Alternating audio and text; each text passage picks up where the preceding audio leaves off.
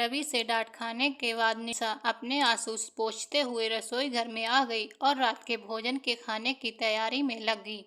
निशा और रवि की शादी को 20 साल हो चुके थे और उनके 2 बच्चे थे, राजू और हिना, जो कॉलेज में पढ़ते थे।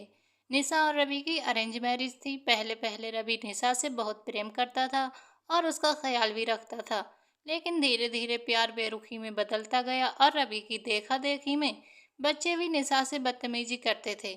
बचपन में बच्चों की बदतमीजी पर जब निशा उन्हें डांट लगाती तो रवि निशा पर ही गुस्सा करता। इसका परिणाम ये हुआ कि बच्चों की बदतमीजी बढ़ती गई और निशा घर की मालकिन तो थी, लेकिन अपने ही घर में उसकी कोई आदर सम्मान नहीं था। रवि हर छोटी छोटी बात पर उस पर ही गुस्सा करता। आज भी चाय में चीनी थोड़ी सी कम होने की वजह से उसे डांट पड़ी थी। निशा अपने परिवार वालों से इतना प्रेम करती थी कि उनके गुस्से और बदतमीजी को नज़रअंदाज कर देती थी।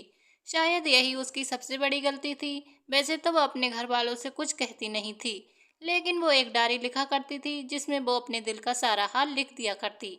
शादी से लेकर अब तक जो कुछ भी उसके जीवन में अच्छा या बुरा हुआ था, वो सब उसने अपनी डायरी में लिखा था।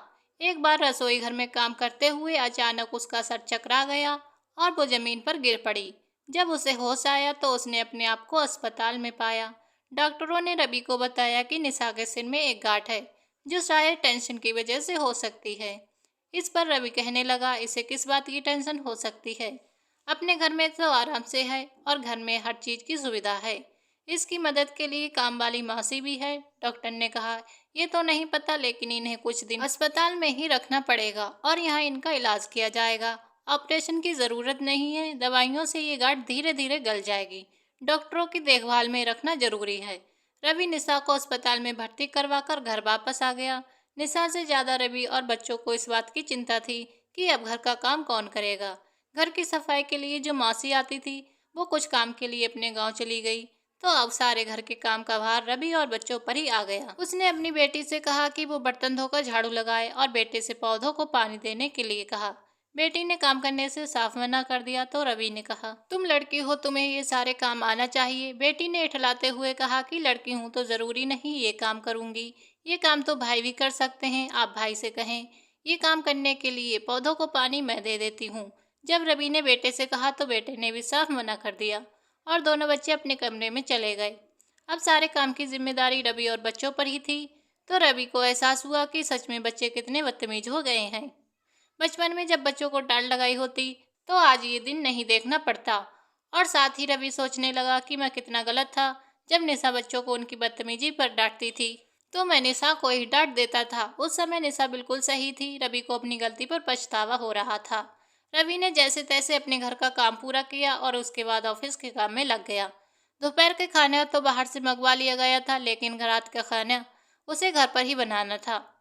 रवि ने कभी भी घर के कामों में निशा की मदद नहीं की थी, इसलिए घर का काम करने में उसे बहुत परेशानी हो रही थी। खाना भी वो निशा की तरह नहीं बना सका था। जो स्वाद निशा के खाने में था, वो स्वाद उसके खाने में बिल्कुल नहीं था। एक गृहिणी के हाथ से बने खाने की यही तो खास बात होती है कि गृहिणी बड़े ही चाव से, बड़े ही प्रेम से अपने परिवार वालों के लिए खाना बनाती है, तो वही प्रेम और चाव उसके खाने के स्वाद में दिखता है। रवि की कभी रोटी जल जाती तो कभी चावल। सब्जी तो पूरी बेस्वाद थी, आधी पकी आधी कच्ची। अपने हाथ का बेस्वाद खाना चाहकर रवि को इस बात का एहसास हो गया था कि उसने कभी भी निशा के हाथ से बने खाने की तारीफ नहीं की। अगले दिन रवि ने किसी तरह बच्चों से मिन्नत करके उन्हें घर की साफ सफाई के लिए मना लिया। वो तीनों मिलकर जब रवि के कमरे की सफाई कर रहे थे तो रवि को अपने कमरे में रखे छोटी सी मेज पर निशा के हाथ की लिखी डायरी मिली। रवि ने खोलकर जब डायरी को पढ़ना शुरू किया तो निशा ने लिखा था, रवि से शादी करके मुझे जिंदगी की सारी खुशियां मिल गईं। भले ही हमारी अरेंज मैरिज हो, लेकिन वो मुझसे बहुत प्रेम करते हैं, मेरा बहुत ख्याल रखते हैं। आज हमारी फैमिली भी पूरी हो गई। हमें भगवान ने बेटा और बेटी के रूप में अपना आशीर्वाद दिया है। हमारे दोनों बच्चे हमारे आंख के तारे हैं। आज मैं बहुत खुश हूँ। रवि को ऑफिस में प्रमोशन मिला है और मैं भगवान से यही प्रार्थना करती हूँ कि मेरे पति ऐसे ही सफलता की ओर बढ़ते रहें। कुछ दिनों से रवि का व्यवहार बदला बदला सा लग रहा है।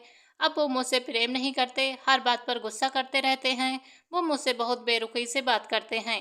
पता नहीं क्या हो गया है, शायद ऑफिस में काम का प्रेशर ज्यादा होगा। रवि जब मुझसे ऐसे बात करते हैं तो मुझे बहुत बुरा लगता है, मेरा दिल बहुत दुखता है, लेकिन मैं उनसे क्या कहूँ। मुझे उम्मीद है कि धीरे धीरे सब ठीक हो जाएगा। सब पहले जैसा हो जाएगा। आज हमारी शादी को 15 साल हो गए हैं, लेकिन रवि को याद भी नहीं। जैसे जैसे वो सफलता की ओर बढ़ रहे हैं, वैसे वैसे हमारे रिश्ते के बीच की दूरियां भी बढ़ती जा रही हैं। मुझे तो याद भी नहीं कि हमने कब आखिरी बार एक साथ चाय पी थी। बच्चों से क्या कहूँ, कैसे समझाऊँ, बहुत बदतमीज हो गए हैं। बचपन में जब मैं उन्हें डांटती थी तो रवि मुझे ही डांट देते थे। और ये सब उनके लाड प्यार का ही नतीजा है कि बच्चों के पास उनकी माँ के लिए समय ही नहीं है। वो मुझसे तभी बात करते हैं जब उन्हें मुझसे कुछ काम होता है। फिर भी मैं माँ हूँ, मैं भगवान से हमेशा अपने बच्चों के लिए प्रार्थना करती रहूँगी कि वे दोनों हमेशा खुश रहें। भगवान की कृपा से उन पर कभी कोई संकट ना आए और सफलता की ऊंचाइयों को छुएं। मेरे पति और बच्चे भले ही मुझसे बेरुखी से बात करते हों, भले ही वो मेरा आदर सम्मान न करें, मगर मैं उनसे बहुत प्रेम करती हूँ। मैं उनसे कभी नाराज नहीं हो सकती। मुझे उम्मीद है कि सब कुछ ठीक हो जाएगा। हाँ, मुझे बुरा तो लगता है उस समय जब मैं सबके लिए बड़े ही चाव और प्रेम के साथ खाना बनाती हूँ। सब खाकर निकल जाते हैं, लेकिन कभी मेरे खाने की तारीफ नहीं की। अगर खाने में कोई ऊंच नीच हो जाए तो सब मुझे बातें सुनाते हैं। हाँ, मुझे बुरा लगता है उस समय भी जब मुझे बिना गलती के ही रवि से माफ़ी मांगनी पड़ती है, इस डर से कि हमारे बीच की दूरियां कहीं और न बढ़ जाएं। अगर मैं कभी रवि से नाराज हो जाऊं, उनसे बात ना करूं, तो इससे उनको कोई फर्क नहीं पड़ता। उस समय भी बुरा लगता है। मैं समझ नहीं पाती, आप लोगों के दिल में तो मेरे लिए कोई आदर सम्मान नहीं तो है, क्यों फिर भी मैं आप लोगों से इतना प्रेम करती हूँ? क्यों ये उम्मीद लगा बैठी हूँ कि एक दिन सब ठीक हो जाएगा? पता नहीं वो दिन कभी आएगा भी या नहीं। अपने परिवार की खुशियों के लिए मैं अपनी ख्वाहिशों और सपनों को भूल गई। अपनी जिम्मेदारियों को निभाते निभाते एक हाउसवाइफ बनकर रह गई। मेरे बच्चों, क्या तुम्हें लगता है कि तुम्हारी माँ अनपढ़ है, या तुम्हारे दोस्तों की बाकी माँओं की तरह मेरे पास कोई डिग्री नहीं, या मैं नौकरी नहीं करती? मेरे बच्चों, मैं तुमको बता दूं कि मैं एमएससी टॉपर हूँ। तुमने तो मुझसे इस बारे में कभी पूछा ही नहीं। मेरे बच्चों, अपने दोस्तों से पूछो कि उनकी बड़ी बड़ी पोस्ट पर जॉब करने वाली माँ के पास इतना समय होता है कि जब वो बीमार होते हैं तो सारी रात तो अपनी नींद भूलकर उनकी माँ उनके सिरहाने बैठकर उनका ख्याल रखती है कि जब मेरा बच्चा माँ कहे तो मैं उनके पास रहूं। जब हिना ने ये बात सुनी तो उसकी आंखों में आंसू आ गए और उसे वो पल याद आ गए जब उसे बहुत तेज बुखार था। वो बीमार पड़ गई थी। उस समय सिर्फ उसकी माँ ही थी जो उसके पास थी, और एक पल के लिए वे उसे अकेला नहीं छोड़ा था। रात भर हिना के सिर पर ठंडे पानी की पट्टियां रखती थी ताकि उसकी बेटी जल्दी ठीक हो जाए। राजू को भी वो पल याद आ गए जब उसका एक्सीडेंट हुआ था, तो किस तरह उसकी माँ ने उसकी देखभाल की थी और उसके स्वास्थ्य के लिए हमेशा भगवान से प्रार्थना करती रहती थी। एक पल के लिए भी वो अपनी जगह से नहीं हिलती थी। आगे निशा ने लिखा, रवि, मैं हमेशा आपका ऑफिस का काम करने में आपकी मदद करती थी, लेकिन आपने एक पल के लिए भी नहीं सोचा कि आपको मेरे घर के काम के लिए मदद करनी चाहिए। बस वो सब आप रहने दे। कम से कम आप इतना तो कह सकते थे कि निशा, तुम हम सब के लिए कितना करती हो। इन शब्दों से दिल को जो सुकून मिलता, एक नई ऊर्जा जागृत होती। मुझे खुशी होती कि मेरे पति मेरे बारे में कितना सोचते हैं। मेरे परिवार वालों को मेरे काम की कद्र है, मगर इन 20 सालों में कभी ऐसा कुछ नहीं कहा, और न ही कभी मेरे बच्चों ने। रवि, आपको याद है एक बार आपके कुछ दोस्त हमारे घर खाना खाने आए थे? आपको पता नहीं था, लेकिन उस समय मुझे बहुत तेज बुखार था, बहुत सर दर्द हो रहा था। लेकिन आपका दिल रखने के लिए और आपके दोस्तों के सामने आपकी इज्जत रखने के लिए मैंने खाना तैयार किया, वो भी एक दो नहीं, पूरे 6 पकवान। सबने खाने की खूब तारीफ की, सिवाय आपके। मुझे उस समय सिर्फ आपके मुंह से अपनी तारीफ सुनना था, जो नहीं हो सका। रवि को निशा के हाथ के बने खाने की कद्र तो उस समय हो चुकी थी जब उसने अपने हाथ का बना खाना खाया था, लेकिन जब उसे ये बुखार वाली बात पता चली तो उसे इस बात का भी एहसास हो गया कि उसने कभी निशा का ख्याल ही नहीं रखा। अब वो कितना बेपरवाह हो गया था। आगे निशा ने अपने बेटे के लिए लिखा था, मेरे बेटे, मैं चाहती हूँ जब तुम्हारी शादी हो जाए तो तुम अपनी पत्नी को प्रेम के साथ साथ आदर और सम्मान भी दो। अगर घर में दौलत की कमी ना हो, लेकिन उस घर में औरत की इज्जत ना हो, तो सारी दौलत का कोई मोल नहीं। एक औरत कभी पैसे की भूखी नहीं होती, वो भूखी होती है प्रेम, आदर और सम्मान की, और वो उसका हक भी होता है। गृहिणी तो ये समझती है कि वो घर की मालकिन है, लेकिन वो तो एक ऐसा मजदूर है जो काम तो करती है लेकिन वेतन नहीं लेती। रविवार की छुट्टी तो सब बड़े शौक से मनाते हैं, लेकिन एक गृहिणी ही होती है जिसे उस दिन भी छुट्टी नहीं होती।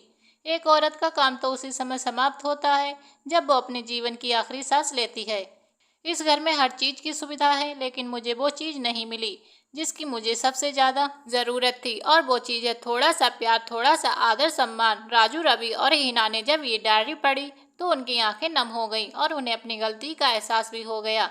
उन्हें एहसास हो गया इस बात का कि उन्होंने निशा को वो इज्जत नहीं दी जिसकी वो हकदार थी। आप अगर एक औरत के सामने दुनिया की सारी दौलत लाकर रख दो, लेकिन आप अगर उसे प्यार और सम्मान नहीं दोगे तो सारी दौलत का कोई मोल नहीं।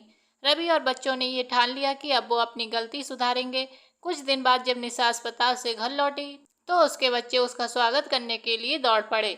उसकी अच्छे से देखभाल की। बच्चे निशा के साथ प्यार और सम्मान से पेश आने लगे और रवि भी पहले की तरह प्यार से पेश आने लगा। और साथ ही उसके बच्चे और रवि घर के कामों में उसकी मदद भी करने लगे। निशा ये सब देखकर बहुत खुश हुई, लेकिन उसे ये समझ नहीं आया कि ये जादू कैसे हो गया। कहीं वो कोई सुंदर सपना तो नहीं देख रही, कहीं ये सपना टूट न जाए और सब पहले जैसा न हो जाए। लेकिन वो ये नहीं जानती थी कि ये सब उसकी छोटी सी डायरी का कमाल था। लेकिन वो खुश थी ये देखकर कि उसकी उम्मीद रंग लाई। वो सोचा करती थी कि एक न एक दिन सब ठीक हो जाएगा, और आज सब ठीक हो गया। दोस्तों, आपके घर में भी ऐसी ही एक निशा होगी जो अपने पति, अपने बच्चों और अपने परिवार वालों से सिर्फ थोड़ा सा प्यार सम्मान चाहती होगी। घर की औरत को प्यार और सम्मान दो, क्योंकि एक औरत वो है जो आपकी पीढ़ी को आगे बढ़ाती है। उसी से घर की रौनक है। अगर तुम घर की गृहिणी को खुश रखोगे तो तुम भी खुश रहोगे। अपनी माँ, पत्नी और बेटी की इज्जत करो और उनका ख्याल रखो। दोस्तों, आज की ये पारिवारिक कहानी आपको कैसी लगी कमेंट करके जरूर बताएं। कहानी पसंद आई हो तो एक लाइक और चैनल को सब्सक्राइब करें।